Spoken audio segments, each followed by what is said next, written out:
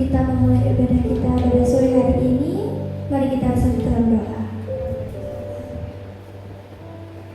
Allah Bapa yang Maha Kuasa, hari ini kami datang kembali ke hadirat Tuhan untuk memuji, menyembah dan memuliakan nama-Mu.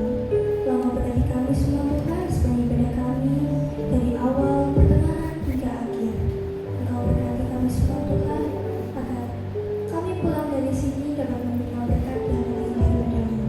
Berkatilah juga Tuhan hamba-Mu yang akan membawakan firman Tuhan. Engkau berkati Tuhan agar firman yang diberitakan dapat jadi berkat bagi kami. Terima kasih Tuhan Yesus, doa yang jauh dari kata sempurna ini kami haturkan kehadiran-Mu.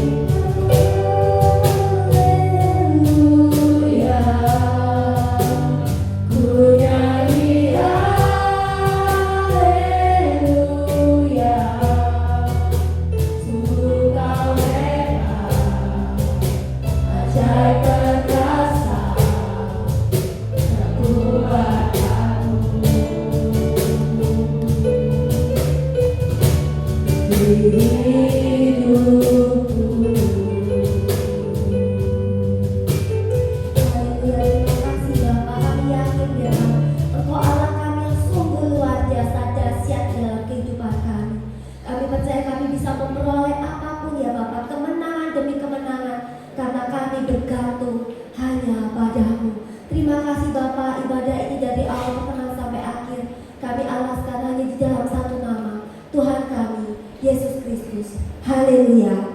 Amin. Puji Tuhan, Bapak Ibu masih tetap bersemangat di dalam Tuhan. Mari kita berdiri, kita katakan kita lebih dari pemenang.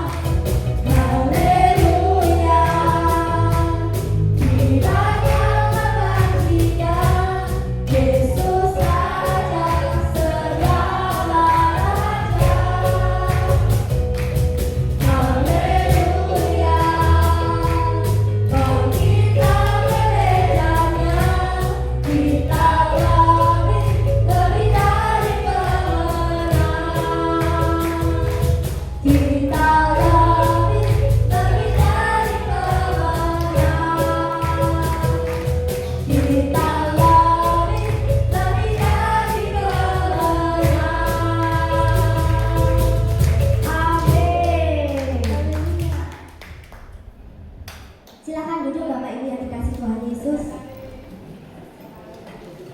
Kita akan buka ruang kesaksian. Mungkin ada yang mau bersaksi. Ada yang mau mengisi kesaksian? Opa dulu kayaknya mau bersaksi. Yang kecil dulu. Berarti habis ini Opa. Ya oke. Ya puji Tuhan ya Bapak Ibu. Percaya kalau Tuhan itu mampu menyediakan segala sesuatu. Amin. Minggu lalu mobil saya mogok. Puji Tuhan. Tapi saya bilang kita tidak boleh bersungut-sungut. Kita harus selalu bersukacita, mengucap syukur. Walaupun mobilnya mogok, hari Sabtu mobil mogok, hari Minggu bannya kempes. Bapak Ibu saksi ya, minggu kemarin ya. Hari Sabtu itu mulai dari hari Sabtu mobil mogok. Hari Minggu, oh ya, mulai dari hari Kamis berarti ya. Hari Kamis kacanya pecah. Kacanya memang sudah pecah. Tetapi saya tembel pakai isolasi. Saya tembel pakai isolasi hampir setahun. Saya bilang, Tuhan, uangnya belum cukup.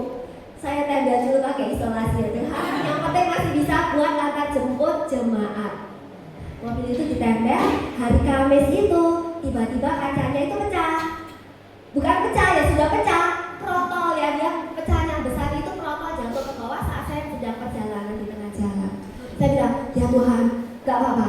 Gak ada orang yang celaka di belakang saya. Biasanya kan ada sepeda motor di belakang ya kan. Saya bilang, gak apa-apa puji Tuhan, gak ada orang di belakang saya. Jadi saya singkirkan dari jalan raya itu dengan kaki saya seret-seret gitu, saya pinggirkan jalan, saya pulang. Hari itu hari Kamis. Hari Jumat saya diwari ke gereja ini, nggak apa-apa. Cuma indikator akinya mati. Jadi indikator itu di mobilnya ada dua ya, oli dan aki ya Pak ya. Akinya mati, tapi saya jalankan, dinyalakan bisa jalan, puji Tuhan. Sampai di pom bensin tetap mati, tapi bisa nyala. Paginya benar-benar tidak mau nyala. Hari Sabtu pagi benar-benar tidak mau nyala. Saya bilang nggak apa-apa, panggil tukang bengkel masih bisa diperbaiki. Semua itu pasti, saya tidak bersungguh-sungguh, saya bilang pasti Tuhan merencanakan yang terbaik. Amin. Haleluya, tetap tidak khawatir, tidak takut, tidak gelisah, karena saya percaya kami itu terlalu percaya Tuhan itu baik. Kami itu sungguh percaya bahwa Tuhan menyediakan yang terbaik buat kami. Dan hari Minggu, ya Sabtu didandani, hari Sabtu sore bisa dipakai. Hari Minggu saya jemput, konsumsi dan jalan-jalan sampai gereja banyak kempes Bapak Ibu, tetap bersuka cita, puji Tuhan, gak apa-apa. Dan puji Tuhan, saya itu gak tahu ya, perencanaan Tuhan sangat luar biasa. Biasanya Mas Darda yang BL yang khotbah di sini itu nggak bawa mobil Bapak Ibu. Biasanya sepeda motoran. Kok jelalah hari Minggu kemarin itu bawa mobil. Jadi pembicara kita diantar jemput sama Mas Darda. Saya waktu datang ke hotel jemput tante saya itu pembicara kita, itu saya bilang, aduh tante maaf ya, kayaknya tante itu sama Tuhan memang nggak boleh naik mobil saya. Hari Sabtu itu sudah bilang, aduh Nika, mobilmu terlalu jelek. Saya bilang, ya nggak apa-apa, tapi mobil ini jadi berkat, masih bisa jadi berkat. Jadi apapun keadaannya saya ini nerima, nggak bersungut-sungut, mengucap syukur dengan apa yang ada. Dan hari Minggu, karena dia tahu mobilnya mogok, dia bilang, ya ampun itu benar-benar mobilnya terlalu jelek. Minta sama Tuhan, dia bilang, minta saat ini juga sama Tuhan, kita doa, minta sama Tuhan, Tuhan gereja ini nih butuh mobil baru, dia bilang gitu. Saya bilang, ya saya butuh Tuhan. Saya bilang, saya tuh gak berani minta sama Tuhan, jujur. Selama hidup saya itu jarang minta sama Tuhan. Kenapa? Saya itu takut, bukan kehendak Tuhan, tapi kehendak daging saya. Saya yang kepengen gaya-gaya punya mobil atau apa, saya gak mau kayak gitu. Makanya itu saya jarang minta sama Tuhan. Tapi kemarin itu hari Minggu tuh benar-benar sudah terlalu jelek. Ini kalau di Australia sudah di museum kan, sudah dibuang, sudah jadi bersih rongsokan. Udah minta sama Tuhan. Ya akhirnya kita berdoa, bilang ya Tuhan aku minta Tuhan. Waktu itu ya betul terlalu jelek. Tapi sebenarnya saya masih gak apa-apa. Mobil jelek pun masih bisa jalan. Tuhan gitu masih bisa saya pakai. Tapi kalau Tuhan mau ganti, ya saya terima, ya kan? Nah, hari Senin itu Papa sudah kumpul. Dia bilang, Nika, ini harga segini di Surabaya ini itu dan saya tenang. Ya nggak apa-apa, saya mau Tuhan. Tapi saya juga nggak berusaha, soalnya Pak uangnya nggak di tangan. Tapi saya yakin dan percaya, iya Tuhan, uang belum ada, ini sudah cari-cari, iya wes. Nanti kalau dapat, ya Tuhan akan sediakan uangnya. Dan puji Tuhan, hari Senin itu terus dikasih tahu mobil yang di belakang itu. Saya dari ganteng ya, gede ya, saya mau. Tapi ini uangnya berapa? Dan gitu. Terus akhirnya hari Selasa ya Pak. Hari Selasa kita datang ke dealernya, saya lihat. Saya bilang, oh iya ya beneran gede, bagus dan gitu. Sama Papa itu datang ke dealer dilihat-lihat. Terus penjualnya bilang ini, kalau memang Tuhan berkenan mobil ini mau beli ya pasti jadi. Ya, tapi harganya rodok mahal lah gitu. Saya dikasih budget mungkin nggak segitu. Ya udah Tuhan, kalau gitu kita akan berusaha cari lagi ke sebelahnya lagi, dealer sebelahnya. Waduh lebih mahal lagi. Jadi dealer pertama, dealer kedua, dealer ketiga. Saya nggak lihat HP, saya cuma tanya-tanya mahal gitu kan. Dealer ketiga, saya buka HP lagi, Opa, boleh Opa, harga segitu kok Opa, suruh ngambil yang tadi. Tapi kita sudah ngadu mandek di sini ya Pak. Ya harus kita lihat, ada hampir sama mirip dengan ini.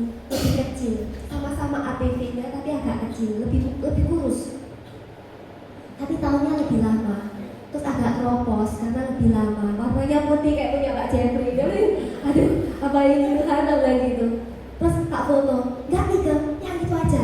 Damai sejahtera nih Gem. Nanti Tuhan cukupkan bilang gitu. Amin. Langsung di tempat itu, di tempat dealer itu kita doa sama-sama. Tidak lewat HP, tidak sama. Ya wes. Habis itu, ya wes. Jadi ya, yang itu tadi ya, yang hitam itu aja. Ya sudah tante, oke. Tapi uangnya berdoa nih Gem, berdoa nanti Tuhan cukupkan. Terus akhirnya kita pulang, iya ya jadi ya. Kita WA bilang, iya jadi yang hitam. Uangnya belum di tangan Bapak Ibu. Uangnya belum di tangan, belum dikirim. Habis itu hari Kamis itu langsung malamnya ditelepon. Kamu bisa nyari apa? Hari Kamis ya, ke kios Surabaya. Ambil uangnya. Haleluya. Tapi enggak semua nih Kak, enggak semua.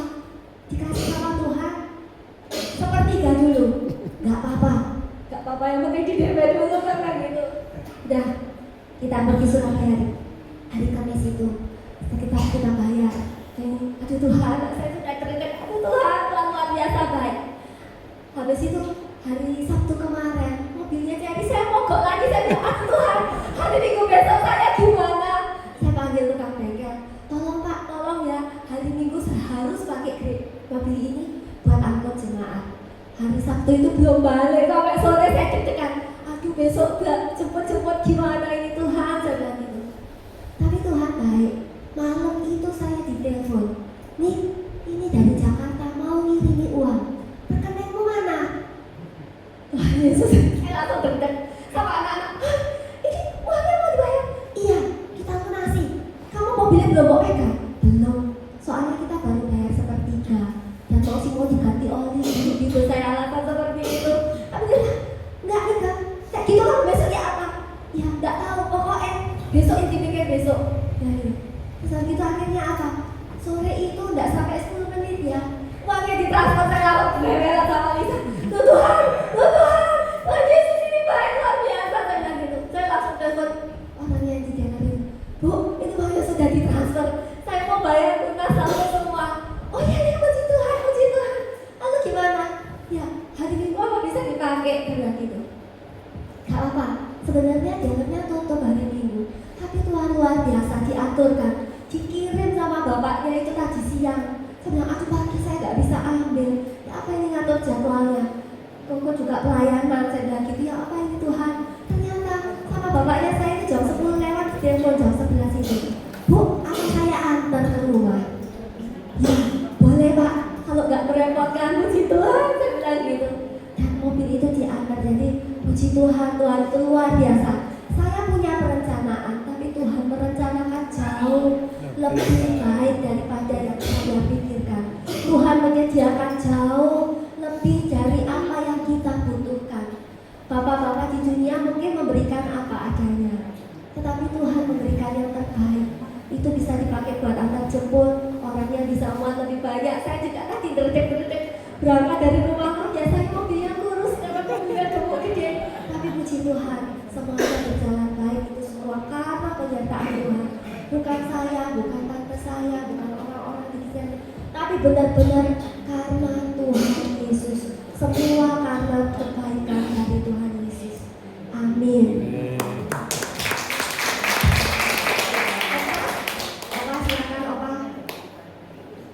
Minggu depan.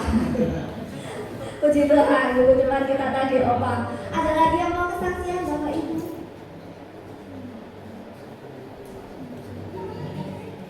Ada yang mau bersaksi lagi?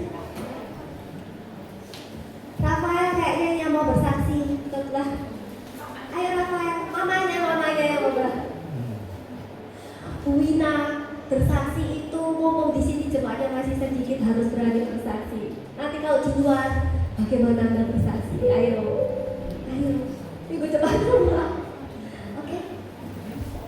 Kalau sudah tidak ada yang bersaksi, kita akan berikan sebagai dari firman Tuhan. Yang berulang tahun ini loh. Oh, yang berulang tahun. Ya, Matius yang berulang tahun. Matius yang berulang tahun. Saksi Pak.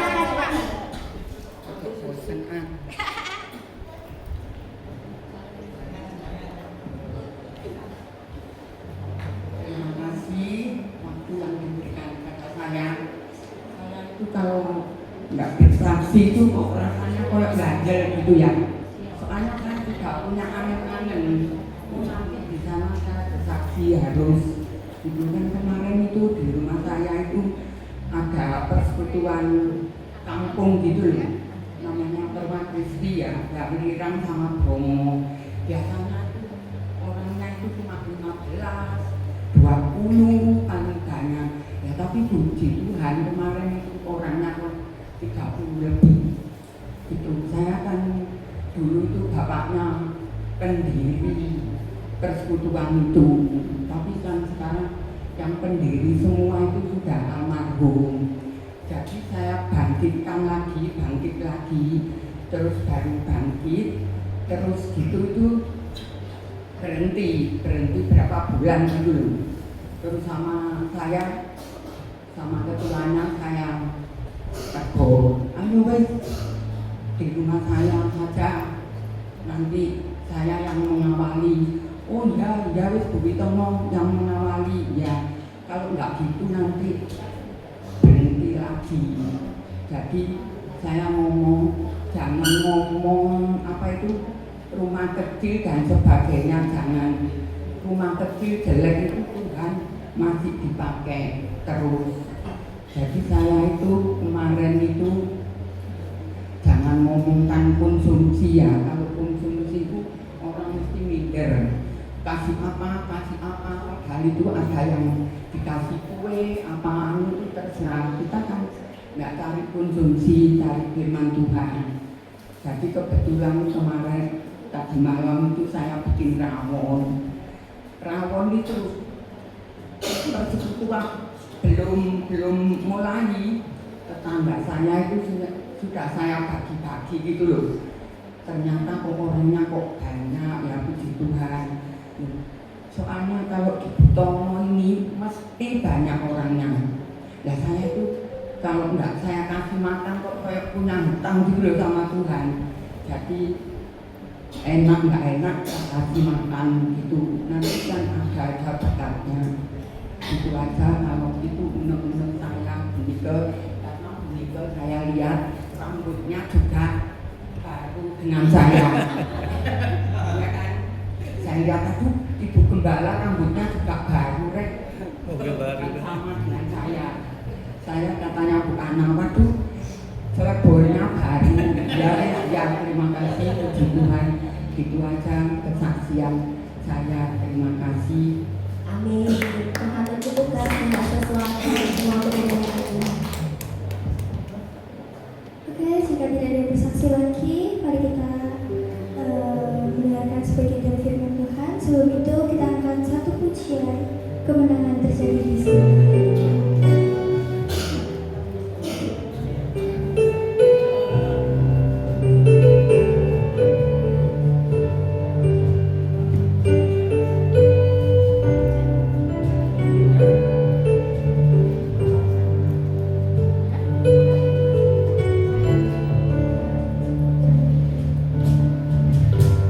Ku menyembah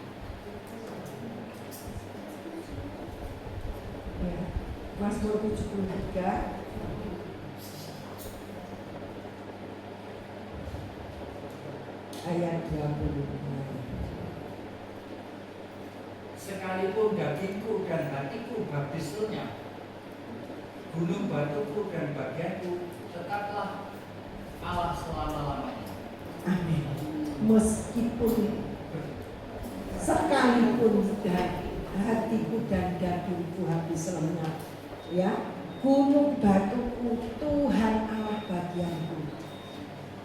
Yang dimaksud sekalipun dagingku dan hatiku habis lenyap, ya, sebuah ungkapan dari pemazmur bahwa dia mengalami suatu keadaan yang sulit, keadaan yang menderita, keadaan yang sangat-sangat tidak baik. Tapi dia bisa mengatakan, gunung batuku dan bagianku tetaplah Allah. Yang dimaksud apa? Milikku. Sosok yang menjadi bagianku, menjadi hakku, tetaplah Allah. Dia mengakui tidak goyah, tidak goncang imannya, meskipun keadaannya sangat-sangat tidak menyenangkan, ya. Di dalam ayat 16 tadi dikatakan, sebab itu kami tidak tawar hati, tetapi meskipun manusia lahiriah kami semakin merosot, namun manusia batiniah kami dibaharui dari hari ke hari. Ya, kita sebagai manusia kalau namanya penderitaan itu macamnya banyak, saudara, ya. Ada yang mungkin karena usia, ya. Kalau usia sudah menginjak usia lansia atau pralansia, di situ mungkin keadaan fisiknya mulai terasa, ya. Ada apalah namanya, keju-keju, linu-linu atau apa, ya, yang kakinya, yang boyoknya, yang semakin merosot dikatakan, ya, kesehatannya. Ada yang mungkin orang menderita karena keadaan keluarga, mungkin keadaan ekonomi, mungkin keadaan pekerjaan, macam-macam hal yang diderita oleh setiap kita, ya. Dan secara manusia kita pastinya ya punya mungkin suatu rencana atau mungkin suatu angan-angan, ya. Kita memiliki pijakan yang menurut kita itu nanti seandainya saya menghadapi hal yang buruk, itu bisa menopang, itu bisa menolong, ya. Secara manusia ada yang mungkin orang itu mengandalkan uang, ya. Dia sejak muda menampung uang sebanyak-banyaknya untuk nanti hari tuanya. Dia bisa menikmatinya dengan santai, ya. Bahkan ada pepatah mengatakan kalau punya uang apapun bisa dibeli, ya. Nah, ada juga yang berpendapat aku harus punya kedudukan yang tinggi, jabatan yang tinggi. Mungkin bagi PNS itu, ya, aku harus mempunyai kedudukan dan jabatan yang tinggi, karena dengan jabatan, dengan kedudukan yang kumiliki ini, apapun bisa dilakukan. Gak ada masalah yang sulit kalau aku memiliki hal tersebut, ya. Mungkin ada lagi yang mengandalkan apa saja yang ada di dunia ini yang menurut kita manusia bisa menjadi pijakan, bisa menjadi sandaran di mana saat kita tidak dalam keadaan baik. Tetapi di sini diingatkan, ya, bahwa kita tidak tawar hati, jangan tawar hati juga waktu menghadapi maut. Jadi dalam keadaan keadaan apapun, ini Rasul Paulus mengingatkan jangan tawar hati. Seperti tadi yang saya katakan bahwa setiap manusia memiliki pijakan, memiliki satu hal yang dibuat pegangan, ya, dibuat sandaran. Tetapi di sini dikatakan di dalam Mazmur 73 tadi dikatakan bahwa Allah lah yang menjadi gunung batuku, ya. Meskipun hatiku dan dagingku, penderitaan apapun, kita diingatkan untuk mengandalkan Tuhan, bukan mengandalkan hal-hal duniawi. Karena apa? Tuhan Allah yang kita sembah di dalam Kristus Yesus sudah memanggil kita, sudah menebus kita. Saat kita percaya kepada Dia, menyerahkan hidup kita kepada Dia, Dia memberikan Roh Kudusnya sebagai meterai di dalam kehidupan kita. Dan Roh Kudusnya itulah yang memberi pertolongan, yang memberi penghiburan saat kita dalam keadaan terpuruk, keadaan tidak baik, ya. Karena tanpa penyertaan Roh Kudus, kita sebagai manusia itu tidak mampu melakukan apa saja, asalkan kita taat dan menurut bimbingan daripada Roh Kudus. Kalau kita iman dan pengharapan kita hanya kepada Kristus Yesus, maka segala kelegaan, bahkan ada satu firman Tuhan katakan, marilah padaku yang lebih lesu dan berbeban berat, aku akan memberi kelegaan. Itulah janji Tuhan dan itu pasti digenapi di dalam kehidupan kita masing-masing melalui Roh Kudusnya, ya. Ada satu cerita, ya, ini cerita ini kejadian beneran, ya. Tapi tidak di sini, di luar negeri, ya, di negeri Cina. Ada seorang wanita itu, dia rajin bekerja sejak muda, ya. Dia sejak muda rajin sekali menabung. Tujuannya apa? Dia mengumpulkan uang sebanyak-banyaknya untuk hari tua. Karena pikirnya dengan punya uang banyak, dia dapat melakukan apa saja. Dia nanti menikmati hari tua dengan santai sambil pegang duit banyak, ya.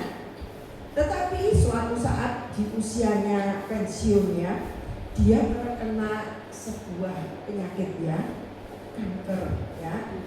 Dan dengan uangnya yang banyak itu, dia berobat ke semua dokter yang bagus, ke semua rumah sakit yang bagus menurut dia kunjungi untuk dapat menyembuhkan sakitnya dengan keuangan dia yang banyak itu. Dia katakan kepada setiap dokter sudah, obat apa saja yang harga berapa saja akan saya beli, asalkan saya bisa sembuh. Perawatan yang modal gimana akan saya jalani, akan saya bayar, saya punya uang. Nah, tetapi suatu saat semua dokter yang dia kunjungi katakan, ibu, tidak ada obat untuk penyakit ibu, ya. Ibu dalam jangka waktu tertentu akan pulang, ya, mati maksudnya, ya. Nah, di situ dia sangat kecewa. Karena apa? Pengharapannya dia kepada materi, kepada uang, kepada hal dunia. Bukan berarti kita sebagai orang Kristen nggak usah kerja, nggak usah nabung, nggak, ya. Maksudnya pengharapan kita itu bukan di situ, tetapi kepada Tuhan Yesus. Nah, dia marah dan dia banting kopernya yang berisi banyak uang itu tadi, morak-marik di rumah sakitnya. Dia kecewa banget, ya. Untuk apa? Aku nabung sejak muda dengan hidup berhemat untuk masa tuaku, untuk berjaga-jaga kalau aku sakit, kalau aku kelaparan, kalau aku kedinginan, untuk semua kebutuhan yang aku perlukan saat pensiun. tetapi semuanya sia-sia. Itulah pengharapan kepada dunia, kepada hal-hal yang materi. Tetapi kalau kita pengharapan kita kepada Tuhan Yesus, ya, melalui Roh Kudusnya, Dia akan, ya, memberikan kelegaan. Dia akan memberikan solusi apapun, penghiburan, pertolongan akan dapat kita terima, sehingga kita seperti Pak Mahmud katakan apa? Meskipun hatiku dan dagingku habis lenyap, gunung batuku tetaplah ya, tidak goyah. Karena apa? Dia mengatakan itu karena pastinya dia pernah mengalami hal yang buruk, ya, mungkin seburuk-buruknya. Karena disitu katakan hatiku dan dagingku habis lenyap, itu berarti suatu keadaan yang sangat-sangat tidak baik, saudara, ya. Yang berikutnya, kita yang kedua, miliki iman yang kokoh kepada Kristus, ya. Kita baca di dalam Roma 5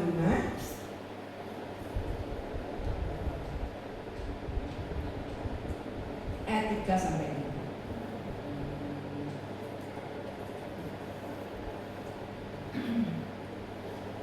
Roma 5 ya. Dan bukan hanya itu saja, kita malah berduka juga dalam kesengsaraan kita, karena kita tahu bahwa kesengsaraan itu menimbulkan ketekunan. Ya. Dan ketekunan menimbulkan tahan uji, dan tahan uji menimbulkan pengharapan. Dan pengharapan tidak mengecewakan, karena kasih Allah telah dicurahkan di dalam hati kita oleh Roh Kudus yang telah dikaruniakan kepada kita. Amin. Ya. Di sini ditulis satu tahapan-tahapan kalau kita menghadapi kesulitan, kalau kita menghadapi penderitaan. Ada beberapa tahapan-tahapan. Ya. Dalam kesengsaraan kalau kita mengalami kesengsaraan menimbulkan ketekunan. Ketekunan menimbulkan tahan uji, dan tahan uji menimbulkan pengharapan, dan pengharapan tidak mengecewakan karena kasih Allah telah dicurahkan di dalam hati kita oleh Roh Kudus yang telah dikaruniakan kepada kita. Jadi kalau kita memiliki iman di dalam Kristus Yesus, ya, di dalam ayat yang ke-17 dan 3, sebab penderitaan ringan yang sekarang ini mengerjakan bagi kita kemuliaan kekal yang melebihi segala-galanya, jauh lebih besar daripada penderitaan kami. Jadi saudara, kalau kita memiliki iman kepada Kristus, percaya kepada Kristus, yakin akan pertolongan Tuhan Yesus, itu bukan berarti terus penderitaan kita itu hilang, lenyap, ya. Tidak, saudara. Kita tetap menjalani, tetapi iman yang kita miliki itu akan merubah pola pikir kita dalam menanggapi masalah yang kita hadapi. Kalau namanya penderitaan, namanya masalah, ya, itu suatu yang enak apa enggak, saudara? Enggak enak, ya, pasti enggak enak. Kalau itu kesulitan pasti sulit, lit, mungkin begitu, ya, istilahnya. Kalau itu penyakit pasti sangat-sangat menyakitkan, sehingga membuat kita menderita. Tetapi kalau pengharapan iman kita kepada Kristus, maka cara pandang kita itu akan berbeda. Kalau cara pandang manusia kita, ya, kalau kita sedang menghadapi kesulitan, pasti keluhan, pasti omelan, pasti rasa tidak terima, itu terjadi di dalam hati kita. Dan itu hal yang wajar. belajar. Jangankan kita ya, zaman para nabi Yeremia, Ayub juga pernah melakukan hal itu ya. Kenapa aku dulu dilahirkan kalau sekarang ini aku mengalami hal yang sangat menderita, sangat enggak enak, sangat menyakitkan ya, rasanya menyalahkan hari kelahirannya. Bahkan Ayub katakan, kenapa? Aku tuh orang baik ya, kalau kasarannya ngomong seperti itu ya. Apakah ada janda fakir miskin yang gak pernah tak tolong? Apakah ada orang yang minta tolong terus tak tolak? Pasti tak tolong ya, segala kebaikan yang pernah dia lakukan dia ucapkan. Tetapi kenapa aku ngalami seperti ini? Kenapa Tuhan menghukum aku, istilahnya seperti itu ya.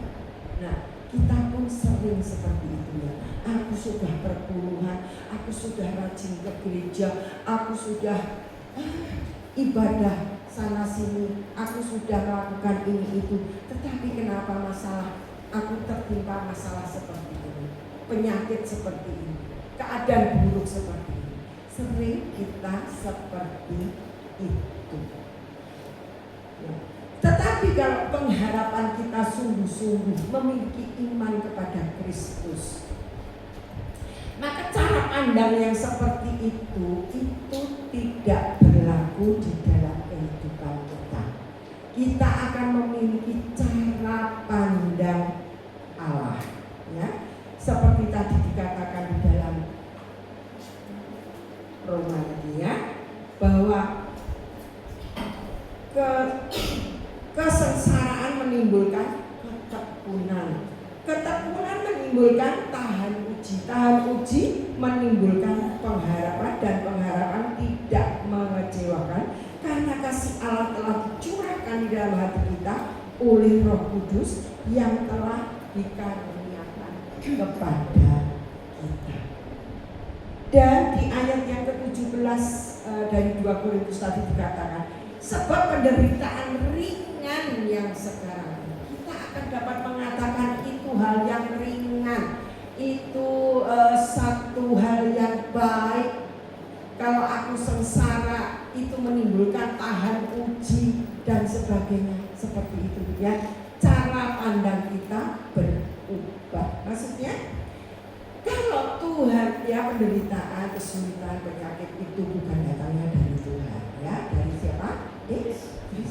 Tetapi Tuhan izinkan ya. Tetapi Tuhan izinkan. Kalau itu terjadi di dalam kehidupan kita, itu Tuhan izinkan karena Tuhan punya maksud tertentu di dalam kehidupan kita. Itu adalah salah satu proses kehidupan kita untuk mendewasakan kita, untuk kita mungkin lebih mengasihi Tuhan, untuk kita mungkin lebih mengerti siapa Tuhan.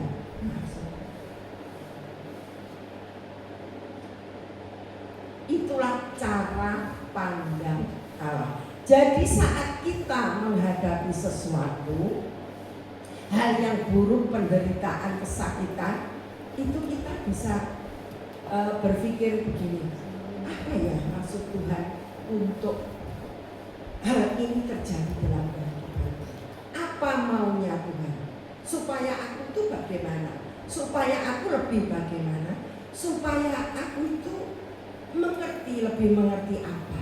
Itu cara pandang kalau kita beriman kepada Tuhan Yesus. Itu cara pandang Allah. Artinya ya, seperti hanya bangsa Israel ya. Bangsa Israel waktu keluar dari Mesir menuju tanah Kanaan itu seharusnya tidak lama, saudara ya, beberapa waktu saja, tetapi ditempuh 40 tahun. Kenapa? Kok Tuhan izinkan sampai 40 tahun? Coba bayangkan. Kalau kita bayangkan ya, hidup di padang gurun, berjalan di padang gurun sesuatu yang nggak enak saudara ya. Pasti banyak penderitaan ya. Kalau panas terlalu panas, kalau pagi terlalu malam terlalu dingin, pastinya seperti itu. Belum lagi di sepanjang perjalanan itu ada bangsa-bangsa yang harus dikalahkan, negeri-negeri apa yang harus dikalahkan, diperangi. Belum lagi menghadapi kelaparan, haus, pengen makan daging, ada halangan laut merah yang harus diseberangi, pengen ini itu. Nah di situ ya, selama ratusan tahun jadi budak, pastinya ada sifat-sifat budak itu sudah melekat di dalam hati orang Israel. Dan apapun ya, mungkin budaya-budaya atau agama-agama di tempat di Mesir itu pastinya sudah merasuk ya di dalam hati bangsa Israel. Sehingga Tuhan menginginkan apa? Tuhan ingin menghendaki bangsa Israel itu dari yang memiliki sifat-sifat budak, ingin mengangkat bangsa Israel menjadi umat Allah yang memiliki apa? Sifat-sifat seorang pangeran, seorang anak Allah. Anak saudara, pembentukan diberikan kepada bangsa Israel ya. Sehingga Tuhan Allah juga ingin menunjukkan, karena ratusan tahun ada di negeri asing ya, pastinya mungkin dari keturunan, kalau zaman Israel waktu mula-mula kan ceritakan ya, kalau kita baca di Perjanjian Lama, ceritakan ke anak cucumu riwayat apa-apa ya. Mungkin sudah melupakan siapa toh Allah yang disembah nenek moyang kita Abraham itu siapa. Mereka sudah melupakan. Nah, di dalam perjalanan padang gurun itu Allah ingin menunjukkan, ini loh Allah yang disembah nenek moyangmu itu Allah yang hebat seperti ini, Allah yang kuat seperti ini, bisa membelah laut ya menjadi jalan, bisa menyediakan daging saat kamu ingin makan daging, bisa menyediakan air saat kamu membutuhkan air, apa saja yang dibutuhkan. Dan diceritakan di Perjanjian Lama ya, sepatu apa itu juga tahan lama. Nah seperti itu. Jadi Tuhan Allah punya maksud ya, kenapa perjalanan yang sulit 40 tahun itu terjadi. Tuhan Allah punya tujuan. Jadi kalau saat ini kita juga mengalami mungkin mengalami hal-hal buruk, hal-hal yang tidak enak, penderitaan, sakit, penyakit apapun itu, coba saudara pandang dari kacamata Allah, jangan kacamata manusia kita ya, dari kacamata Allah. Apa maksud Tuhan mengizinkan saya mengalami seperti ini? Amin saudara. Nah itu bisa saudara dapatkan bukan dari saudara tanya senior, tanya hamba Tuhan yang terkenal, tanya sana sini, tetapi saudara tanya secara pribadi kepada Tuhan, dengan hubungan pribadi yang intim dengan Tuhan, melalui pujian, penyembahan, baca firman secara pribadi. Jangan saudara katakan sudah aku setiap kali ya doa, ya baca Alkitab, ya menyanyi, menyembah di gereja. Kalau cuma kita lakukan di gereja, itu cuma sebuah liturgi ya istilahnya. Tapi yang diperlukan di sini adalah hubungan pribadi yang intim dengan Allah. Saat saudara sendiri, saat saudara di kamar mungkin, di tempat mana saudara merasa nyaman, untuk berkomunikasi secara jujur kepada Allah. Di situ nanti saudara akan menemukan apa maunya Tuhan. Sehingga seperti ayat 17 dalam 2 Korintus dikatakan penderitaan ini ringan. Kita akan mengatakan ringan, ya. Kita tidak tawar hati, kita tidak terpuruk, kita tidak merasa putus asa, kita tidak mengatakan sudah habis, ya, sudah jalan keluarnya buntu, sudah habis mentok sampai sini, tidak ada jalan keluarnya. Tetapi kalau kita memiliki cara pandang Allah di dalam setiap persoalan kita, kita akan jadi pemenang. Amin, saudara. Yang ketiga, kita akan belajar lagi di dalam Kolose 3 ayat yang kedua.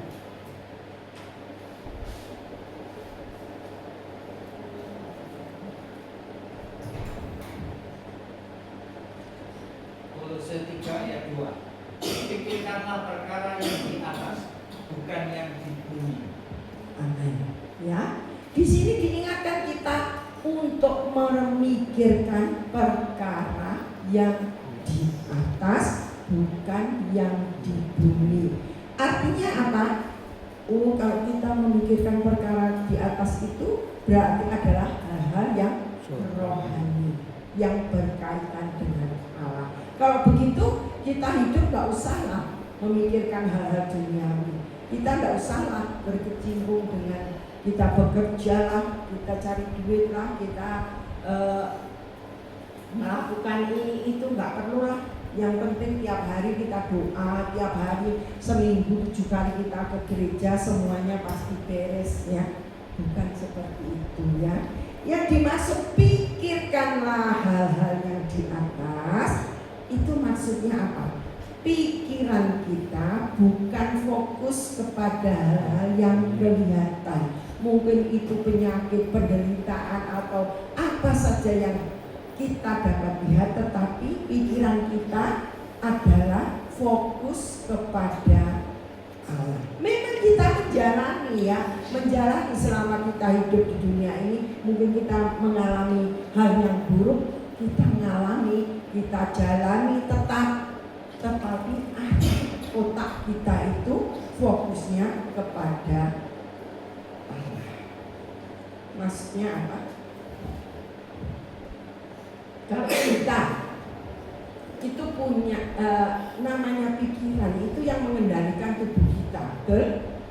Ya, kalau kita mungkin perutnya kucuk-kucuk, lapar ini, pikiran kita mengatakan lapar, ya, lapar. Dia menyuruh apa? Kaki kita melangkah ke dapur, ke meja makan, nyari makanan, betul? Nah, kalau arah kita, pikiran kita itu kepada yang di atas, kepada Kristus sebagai pengharapan kita, sebagai iman kita, maka dalam kita menjalani kehidupan kita, meskipun itu tidak enak, meskipun itu menyakitkan, meskipun itu sangat-sangat melelahkan, kita akan dapat bersyukur. Seperti tadi kesaksian Ibu Ineke, ya, itu tadi dia bersyukur dalam segala keadaan. Itulah yang harus kita miliki, ya.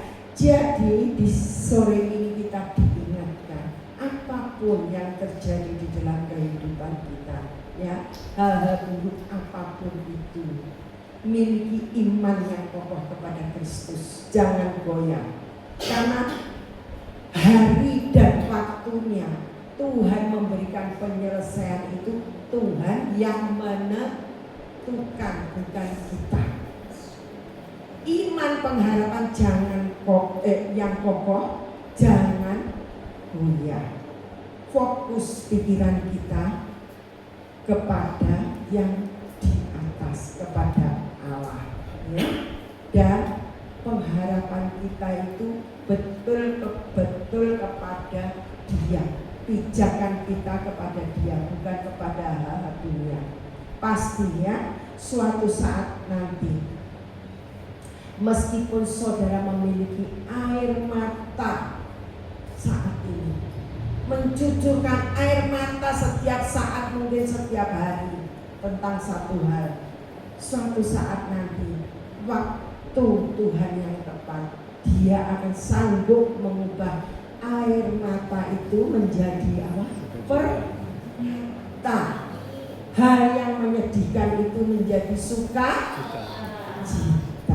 Amin.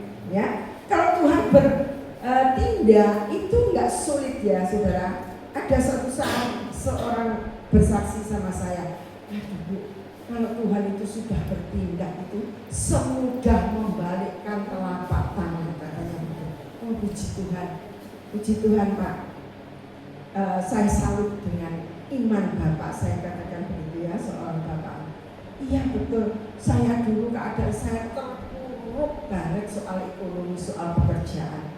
Tapi saat saya mengandalkan Tuhan, bergantung berharap kepada Yesus, tidak goyah, di situ Tuhan membalikkan keadaan saya semudah, di luar pemikiran saya, di luar akal saya. Tuhan membalikkan seperti membalikkan telapak. Amin, saudara. Amin. Puji Tuhan. Mari kita naikkan satu pujian. Tuhan adalah kekuatanku.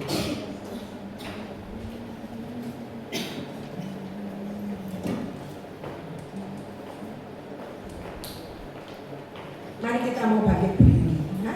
Kita bangkit berdiri.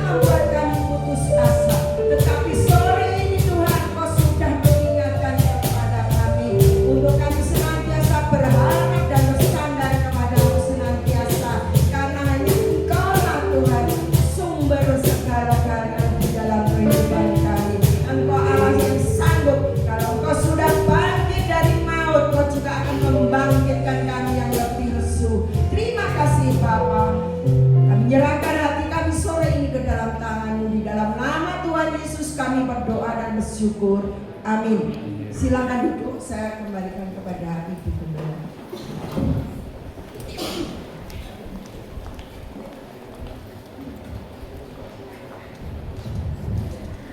Puji Tuhan, kita semua mendapatkan berkat. Amin.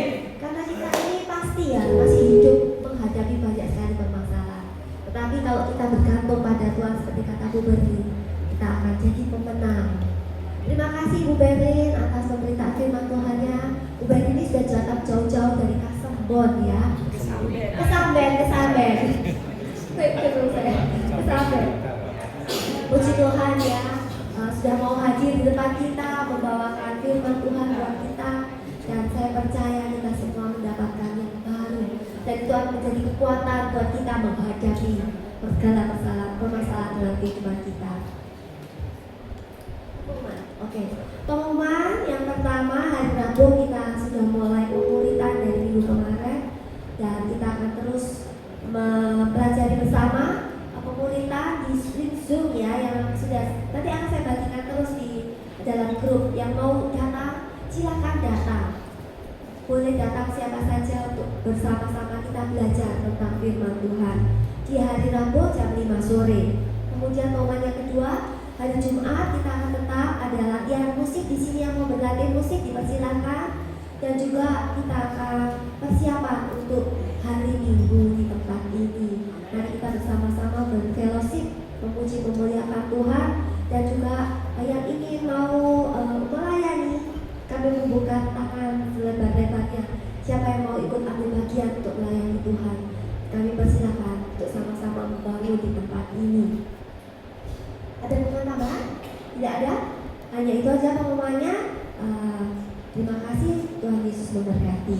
Dan kita akan persiapkan, kita akan memberikan persembahan yang terbaik untuk kemuliaan Tuhan. Kita akan berdoa terlebih dahulu. Terima kasih Bapak, kami ucap syukur ya Bapak untuk setiap berkat yang sudah Kau berikan kepada kami, baik berkat jasmani ya Bapak, kesehatan, ekonomi, apapun yang kami hadapi. Ajar kami untuk selalu mengucap syukur ya Bapak, karena Engkau Allah kami yang luar biasa baik dalam kehidupan kami. Dan jika kami saat ini ya Bapak ingin memberikan ya Bapak yang terbaik yang bisa kami berikan ya Bapak, berkatilah tangan-tangan yang memberi ya Bapak maupun yang belum mampu memberi. Biar Tuhan memberikan kepada kami kelimpahan jauh melebihi daripada yang kami pikirkan dalam kehidupan ini. Terima kasih ya Bapak, kami siap untuk memberi, dan juga berkatilah orang-orang yang mengelola persembahan ini. Jauhkanlah daripada ya Bapak roh-roh yang tidak baik ya Bapak, sehingga tetap pekerjaan Tuhan boleh semakin dipermuliakan dengan persembahan ini. Terima kasih ya Bapak, kami siap memberi hanya di dalam nama Tuhan kami Yesus Kristus. Haleluya, amin. Petugas, Ibu yang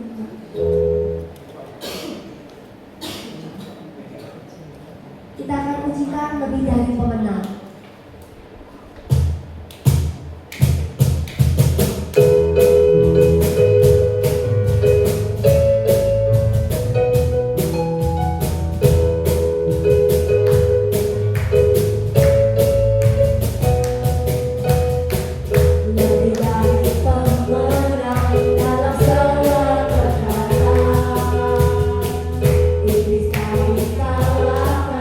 Oleh kuasa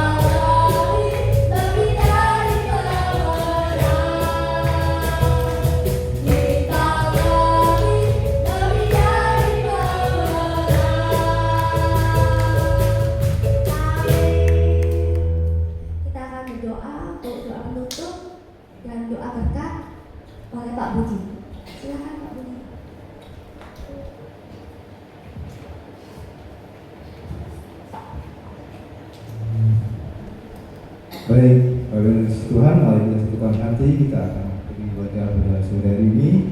Kita akan memberikan kepada Allah. Bapa dalam Tuhan Yesus, terima kasih kembali yang jauh syukur satu hari Tuhan. Sedang dimaju dan sampai telah usai memenuhi raya Tuhan. Tuhan berkati hamba-Mu dalam memberikan jalan firman-Mu, kekuatan bagi kami Tuhan, di dasar kehidupan setiap kami anak-anak berkasih.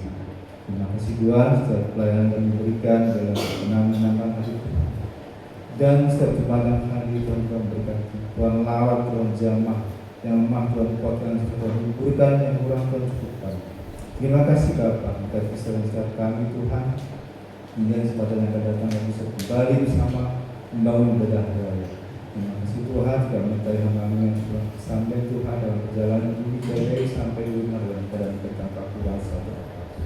Terima kasih Bapa, kalau kami juga berdoa untuk pastor Tuhan yang kembali sidang kami, biar Tuhan minta setiap pelayanan yang Tuhan percayakan itu dia kerjakan bersama dengan keluarga, bersama tim, di Jawa semuanya. Tuhan berkati juga sama dimanapun Tuhan tempatkan, biarlah kami jadi teladan kebenaran firman yang menuntun kita setiap kami kepada jiwa-jiwa dimenangkan bagi kerajaan. Terima kasih Bapa, kami juga berdoa untuk Bapak Tuhan kasih sama Ibu, anak mampu dan cucu Tuhan yang di tempat ini Tuhan, Tuhan memberkati dia kasih melalui Tuhan mereka dalam sesepuhnya bersama keluarga dalam kesehatannya dan pelayanan yang Tuhan berkati. Terima kasih Bapa, mengucap syukur saat sore hari ini dan sebagai pulang Tuhan jaga ibu kami dalam perjalanan sampai di rumah dalam keadaan berikan pulang satu Bapa. Terima kasih. Bapak Ibu dikasih Tuhan, terimalah damai sejahtera sukacita daripada Allah Bapa di surga dalam cita kasih kepada Yesus Kristus Tuhan kita, serta dalam bersyukur dengan roh yang kudus saat ini sampai selama-lamanya, dan percaya bersama-sama katakan amin. Tuhan memberkati.